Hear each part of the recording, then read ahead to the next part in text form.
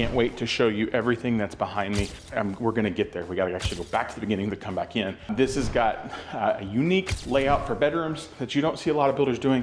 I think you're gonna love it. And I think I'm probably one of the first people to get into this model. Like, they just finished designing it like a couple weeks ago.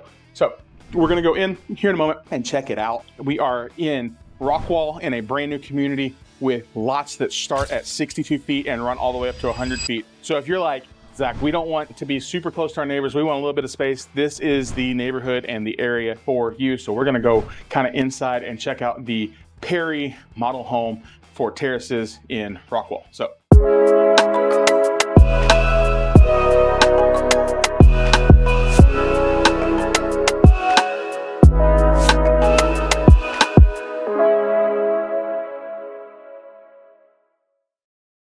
All right, let's take our journey inside, and they're mowing, so we gotta go inside and check out, unlock the door, check out the house. Here we go. All right, so the really cool thing you're gonna see on this plan, we got the study kind of up here on the front, which is becoming more and more prominent. I feel like a lot of builders put the studies on the front so you can kind of look out, see what's going on, spy on your neighbors, whatever. But one of the things you're gonna see on this plan, a lot of times you'll see builders that do like clusters of rooms. It's like you walk down the hallway and all of your secondary bedrooms are together. This plan is, I think, perfect if your kids don't like each other, or if you have a massive age gap in kids and they don't wanna all be close together. You're gonna see what I'm talking about here in a second when we finish like walking through all the bedrooms. But if you have that, I think this is gonna lay out really well for you. The one thing I think this plan is missing is the secondary bonus space, game room type scenario, right? Like there's not a media room, there's not a game room. I think it's a miss. But when we got to talk about pricing, maybe we'll see that reflected in our pricing for this plan. So let's keep going through the house. Got you big 8-foot doors throughout, which I think honestly is a must do. Like if you're gonna build a single story home, especially at this price point, those 8-foot doors have to happen, right? It just, like, look at that, like we go all the way down and then we run that thing all the way up. Also, I gotta talk about this really quick. I sit here. Ooh, that was a really soft bed. More and more people, more and more builders, we're painting ceilings now. I know I've seen the trends where people are like, hey, we're color drenching everything. So I'm kind of curious, what do y'all think? Like, do we paint ceilings? Do we not paint ceilings? Do we color drench? I kind of want to know, because like selfishly, my wife and I were thinking about color drenching like our primary bedroom, potentially. So color drench, yes, color drench, no. And if you would do it, what would you pick? So every bedroom is gonna have its own ensuite bathroom. This one in particular, they kept the tub. In a couple others, you're gonna see that they pulled the tub out. Also, I'm gonna open this door. I keep having people asking, like, Zach, show us the closets. And I'm like, I always forget about them. So here we go, ready to be, well, you won't be underwhelmed. It's a secondary bedroom.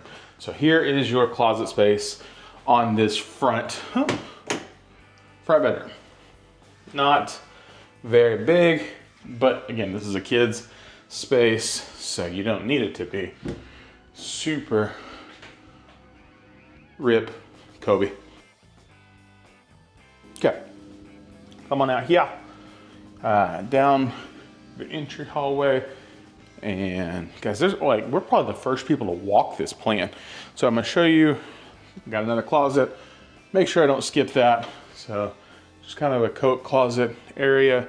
Okay, so this room, this is like an almost color drench, right? So they went 1, 2, 3. They missed this wall. They didn't hit the ceiling, and they left the baseboards. So back to this whole color drenching thing, like I thought this is what that meant. And then my wife tells me, she's like, no, it means like we paint the doors, we paint the trim, we paint the sockets, we paint like everything in the room one color. And so now if we're gonna do it, we're trying to decide what color. So y'all gotta help me with that one. This one, you can kind of see, so here's a really cool thing they did. You can kind of tell, it's just like this like penny tile, and then they ran it all the way into the shower and then carried the shower tile all the way to the ceiling. So I have told you guys before, I'm gonna sit and have some heart-to-heart with you. Yeah, sitting is whatever. I love taking out the tubs and putting in actual showers. So there's usually two phases for this. There's like phase one, you can do like the acrylic pan, or phase two, you can actually have it cut into the slab and then it drops down and then you get to pick your really cool tile. Like I said, on this one, they carried it all the way in. I love this like idea. It's usually relatively inexpensive for the cost of the home. And honestly, I think I would do it. I maybe do it in every single bathroom. I know if you're like, oh, we got young kids, you can buy like a portable bath thingy on Amazon. This just looks good. The other thing they did in here is that tile all the way to the ceiling. With these kind of tiles, these are probably a little bit higher level of expense, but with it being such a small space, it's not going to be incredibly expensive to go all the way up. So tile to the ceiling in your bathrooms. Those are my design tips. All right, this closet is bigger. So this goes to the kid that you like better because they get a bigger closet. So let's keep going. Keep checking her out. Did I shut that? I guess I did. Okay. Back down your long, beautiful entryway. Okay, see, this is what I'm talking about. See, every kid has a closet outside their bedroom, and then they have their bedroom. And so this one, same thing. They don't like these kids. They didn't give them a shower, just a tub. But all of these bedrooms are separate, right? So you need your kids to have a little bit of space. This is kind of one of those unique, okay, even bigger closet. So we only don't love the kid that we put at the front of the house. I'm kidding. It was a joke. Don't take it so seriously. 3 bedrooms on the front. Yeah, we got all 3. We still have, the cool thing is, with these bedrooms being in their own rooms, we have to have a guest powder bath, which we do right here. Guest powder bath right off the main living space. We've got our laundry room.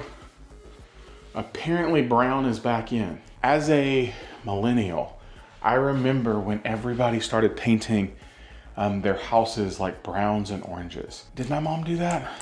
I don't, she might have. She did paint a bathroom orange at one point. Like we had like a bright orange bathroom. So I'm guessing like maybe these colors are back in. I know millennial gray is dead. We know that. But orange back in, maybe? I don't know. All right, make sure I don't miss the coat closet. Got it right there, good size. Christmas tree storage, perfect. And then this would be your garage.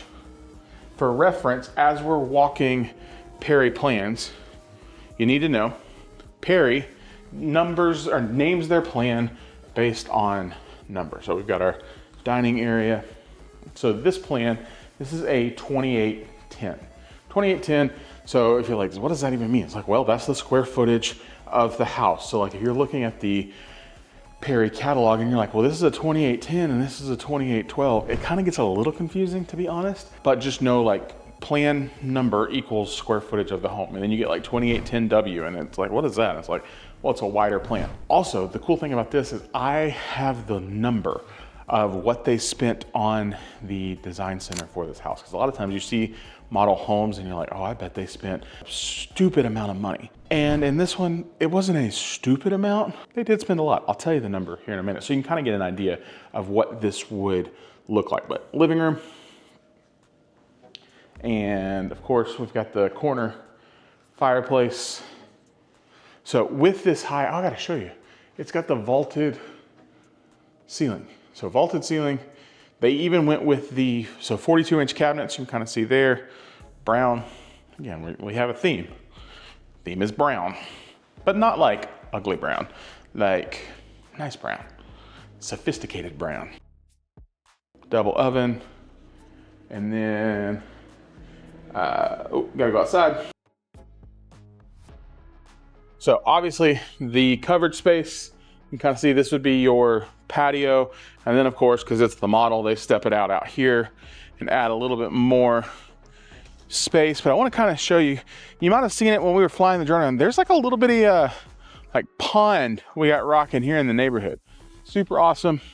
And because we are early and because like not a lot is happening yet, you still have prime pick of the lot. I do have to come back at some point and show you the David Weekly model. We're not doing that one in this video today. They're doing a couple of changes and some stuff over there. So as soon as it's all pretty, we will come back and show you that one. So two great builders out here. We'll spin this thing and okay, pantry, boom. Enough space to feed a family and step in, walk in, got it going on. We got ya. And then of course we've got to finish out with the primary bedroom space. Kind of get a feel. All right, this one, I gotta just tell you, there's multiple closets. So if you're like, you don't wanna share, this is the plan configuration for you. Interesting, interesting. Got the bathroom space. All right, another thing I have to ask opinion on. These tubs with the full tile surround. How do we feel? Because I don't know, like on the one hand, there's definitely more space. Like can I get in? Y'all gonna laugh at me if but see on the other hand, it's like a step and you gotta like, okay. See on the one hand, there's definitely space. I'm a big dude. I fit and oh crap, okay. Definitely more space. You can kind of see what we got going on. On the other hand, it just feels like a lot of tile. So do we like this? Do we like the freestanding tub? There's definitely a little bit less space in a freestanding tub, but like I'm sitting all the way back. On a good day, I think I'm 5'10", and I can't touch the other side of the tub. This might be a two-person tub. Two maybe smaller people, I don't know. But I will say the freestanding tubs definitely look prettier. The win on this one is, look at this, so it's all the way, it's tile all the way around, which means it is super easy to clean. Those freestanding tubs, in my opinion, I think like once you guys start like cleaning behind them, they are hard to clean. And like I said, they look pretty. I just don't know what the best function is. So I'm always curious, but I will say again, look at this. You got to do it. Tile all the way to the ceiling. Like missing the tile there feels a little odd. Almost think you should have gone tile where above my head, the towels. I think you should have gone tile all the way up there, and kind of across where we put the artwork, we could have done tile there. But now that I see that artwork, it's gonna sound really corny, but I would love a TV right there, like a bubble bath and a hockey game. That might be a love language of mine. Guys, now the challenge is I gotta get out of this stupid thing, and I don't wanna do that on camera. So I'll be right back. We're back in the bathroom. Grab my shoes. All right, double vanity. Both have good countertop space. It was fun. We should maybe do that more often. Maybe not, I don't know. Okay, spin y'all back around because y'all don't care about me, y'all care about the bathroom. So double vanity and double closets. So closet one, good space, kind of step in, runs back a little ways. And you definitely have room, when you have these higher ceilings, you definitely have room to put the, what do we call them? Like the off-season racks, like the third shelf up there. Shower, big shower, a real big shower. Needs a second shower head or even a third, to be honest. And then of course, the main closet. So we'll step in, look at that all over there. Fun stuff. Okay, we saw the house. We got to talk about this neighborhood. So this is a Rockwall ISD neighborhood. We're gonna go to the kitchen and I'm gonna give you guys all the good stuff, the information that you really care about to help make a solid decision when it comes to buying and building. Depending on when you're seeing this, nobody lives in this neighborhood yet. Now, if you see this, late in 2025 or early in 2026 or even summer 2025, there's probably gonna be people living here. Both of these builders have, looks like 5 or 6 homes that have started. A couple of them are inventories. So there's still some great great opportunity to get out here and get the entry pricing and move and groove. So this is Rockwall ISD. We are on the north side. I told you, you saw this early on. Like, if you would have seen the other video we did of this neighborhood when there was nothing out here, you could have gotten really, really good deals. But we're still early, so you can still get the good deals. They've got some stuff that could probably close in time for summer to be here for the next school year. Here's the couple things I love about this neighborhood. There's only 185 total homes. So this is not going to be a 10-phase development with several pools and like several thousand homes. You're not gonna have that. So this is 185 homes total. Lot sizes, 62, 72, 82, and a couple of 100-foot lots. Yeah, you heard me say that, 100-foot lots. I gotta pull up my notes so I can give you guys the info for Perry for this neighborhood. Yeah, 62, 72, and 82 and 100-foot lots. I will tell you, so we're in the 62-foot model. So a couple things. With a 62-foot lot, there is, depending on how wide the floor plan is, there's a good opportunity that you might be able to put a traditional third car garage on that. You usually got to be to about 62 feet to have enough width to get that on there. So at that, you can definitely do that. So base pricing for the 62s for Perry starts at $640. This plan, let's just see, what did I tell you? This is a 2810. So smallest home you can build is like 2600. Let's see, 2610, they got stuff ready for, or 2810. It gets confusing, right? They have one of these listed, 2810, 1 story, and it is a 3-car garage, 4-bed, 4-bath, and 1.5 bath. May move-in timeline. Currently, listen, I'm gonna tell you this price, and you're gonna be like, Zach, are you serious? I'm gonna be like, yeah, but when I tell you there is special pricing to get in at the beginning, there is special pricing. So it's listed at $699. Do I think somebody's gonna pay $699 for it? Absolutely not. What do I think they're gonna pay for it? That's really hard to say because it all depends on when they get here. So, but you could get this plan listed, ready to rock and roll at $699 and be in to celebrate summer, dig your pool, you know, enjoy Memorial Day here. So now I got to pull up let's just see what we got on the floor plan sheet. So availability, let's see, available to build.